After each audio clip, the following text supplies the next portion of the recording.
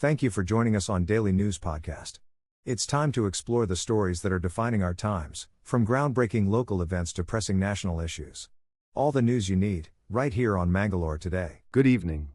Big news for travelers in and around Mangaluru, as the Mangaluru International Airport is set to enhance connectivity to Southeast Asia.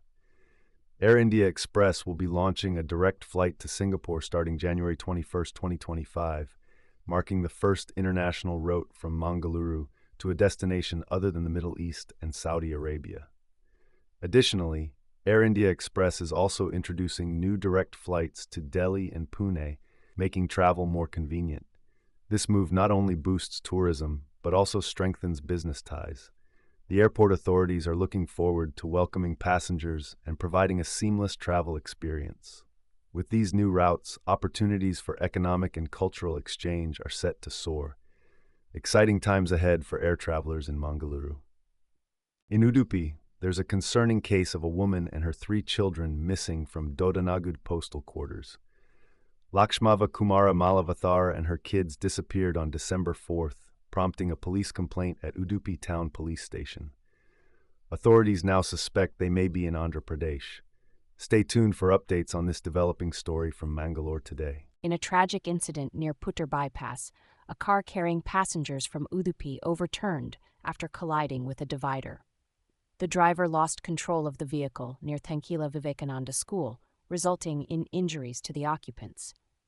The injured have been promptly transferred to a private hospital in Puttur for medical treatment.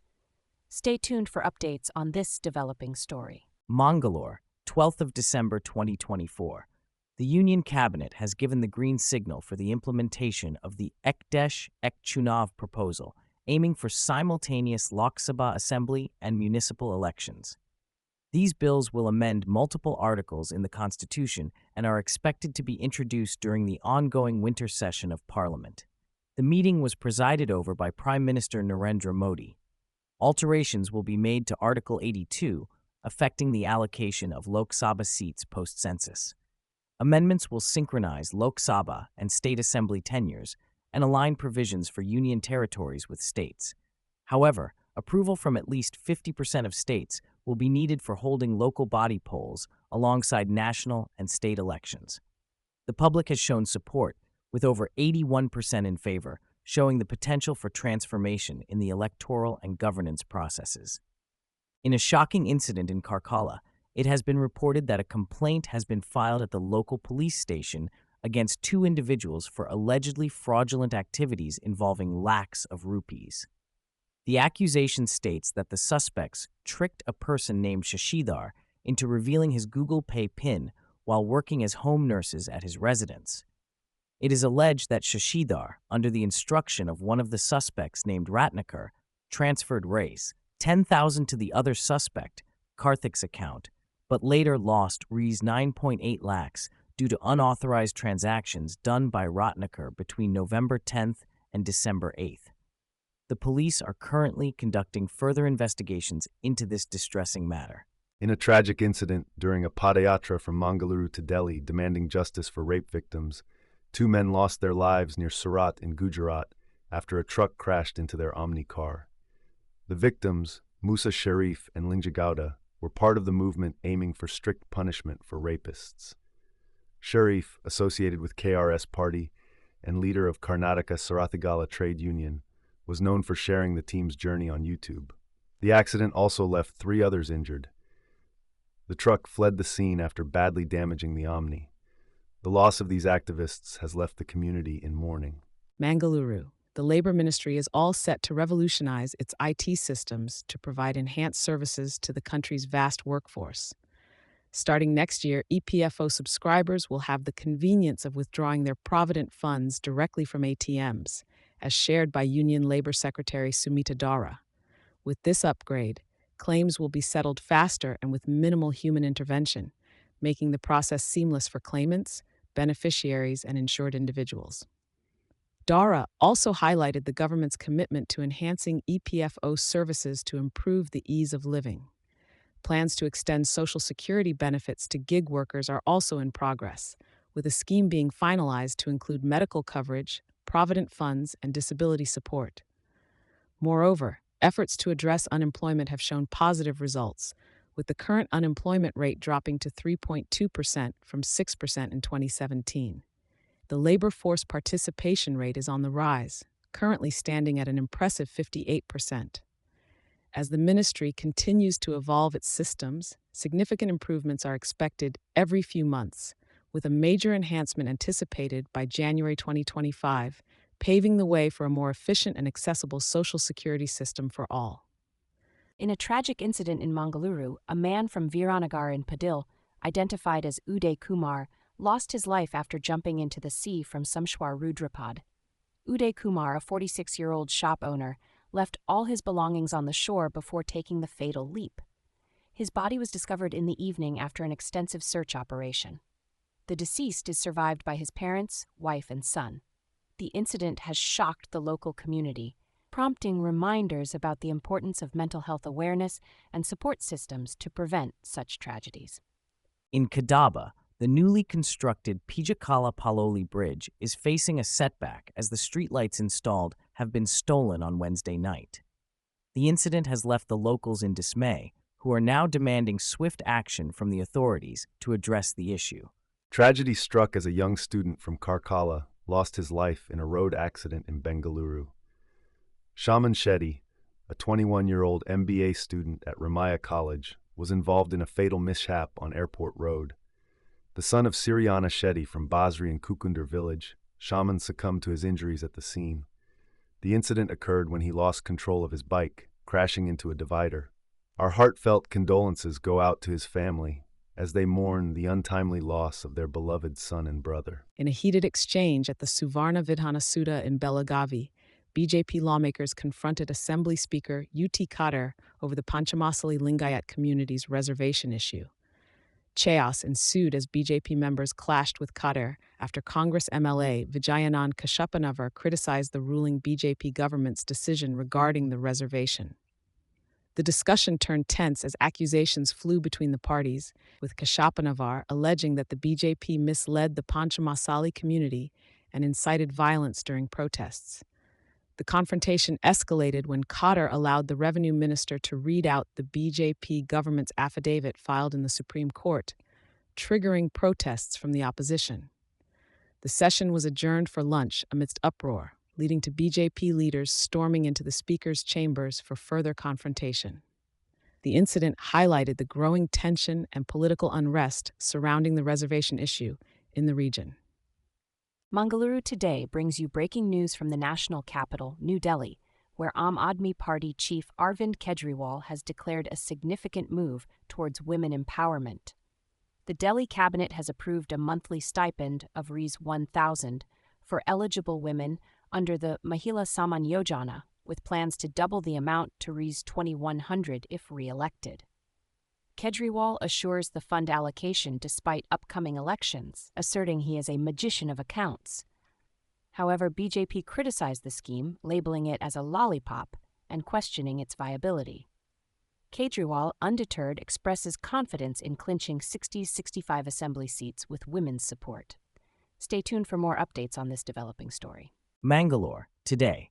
In a fiery session at the Rajya Sabha, BJP President J.P. Nadda raised questions about the relationship between former Congress President Sonia Gandhi and U.S. billionaire George Soros, leaving the opposition reeling.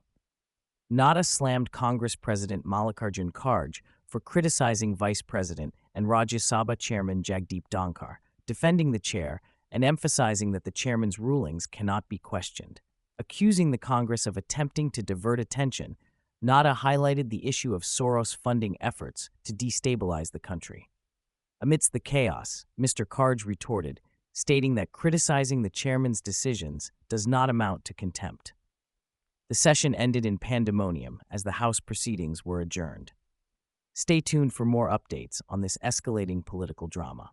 In a recent development near the line of control in the Poonch district of Jammu and Kashmir, the Indian Army successfully caught a Pakistani intruder. The intruder, identified as Mohd Sadiq, aged 18, was intercepted by vigilant troops while attempting to sneak into the Indian side from across the border. The incident took place at Noorkot village, close to the border fence. Upon inspection, no incriminating material was found on him. Authorities are currently questioning Sadiq to determine the reason behind his intrusion. Initial reports suggest that he may have crossed the LOC unintentionally. Stay tuned for further updates on this developing story. In a recent study published in the Lancet Planetary Health Journal, researchers, including those from Ashoka University and the Center for Chronic Disease Control, have found that approximately 1.5 million deaths annually from 2009 to 2019 in India can be attributed to long-term exposure to PM2.5 pollution. Shockingly, the entire population of 1.4 billion in India resides in areas where the PM2.5 levels surpass the recommended standards set by the World Health Organization. The study also reveals that about 82% of the population, roughly 1.1 billion people, live in areas where the annual PM2.5 levels exceed the limits set by the Indian National Ambient Air Quality Standards. The researchers noted that a 10 micrograms per cubic meter annual increase in PM2.5 pollution was linked with an 8.6% rise in annual mortality. The study analyzed data from 2009 to 2019 at a district level across India, using satellite data and ground monitoring stations. It pointed out significant disparities in PM2.5 pollution levels, with the lowest recorded level in Lower Subansiri district, Arunachal Pradesh, and the highest in Ghaziabad, Uttar Pradesh, and Delhi. In Anderganj area of Gwalior, Madhya Pradesh, a dispute over settling a snacks bill took a violent turn at Kailash Talkies canteen during the screening of Pushpa 2, The Rule. The canteen owner, Raju, allegedly bit the ear of a man named Shabir during the argument on Sunday, leading to a physical altercation.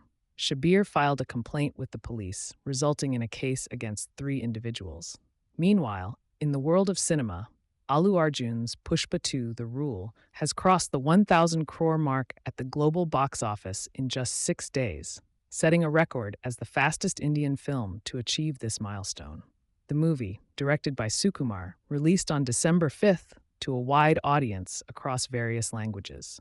In view of the heavy rains predicted for Thursday, schools in 11 districts of Tamil Nadu, including Chennai, will remain closed. Thoothukudi has already experienced rain earlier today.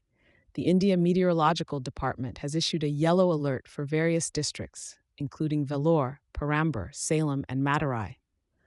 Western disturbance over central Pakistan may lead to light rainfall in parts of northern India, including Punjab, Haryana, and Delhi NCR in the coming days. Cold wave conditions are expected in West Rajasthan, Punjab, Haryana, Chandigarh, and West Uttar Pradesh. Stay tuned for further updates on the weather situation. In a horrific incident unfolding in Odisha, a man out on bail for raping a girl has now been accused of brutally murdering her. The accused, identified as Kunu Kisan, allegedly raped the minor last year in Sundargarh district. The victim, who went missing recently, was discovered dismembered with her body parts scattered in different locations. The accused confessed to the crime after being tracked down using AI technology. The victim's body parts were found along National Highway 143 and in the Brahmani River. The police, with the help of ODRAF, located and retrieved the girl's remains after an extensive search operation. The accused reportedly planned the heinous crime to prevent the victim from testifying against him in court. Investigations are ongoing, with the police detaining the accused and his accomplice. This tragedy has left the community in shock and underscored the importance of ensuring justice and safety for all. Thank you for being with us for today's edition of the Daily News Podcast. To explore more about the stories we've discussed, MangaloreToday.com is the place to go. And for the latest news delivered directly to you, subscribing to our channel is the way. Take care.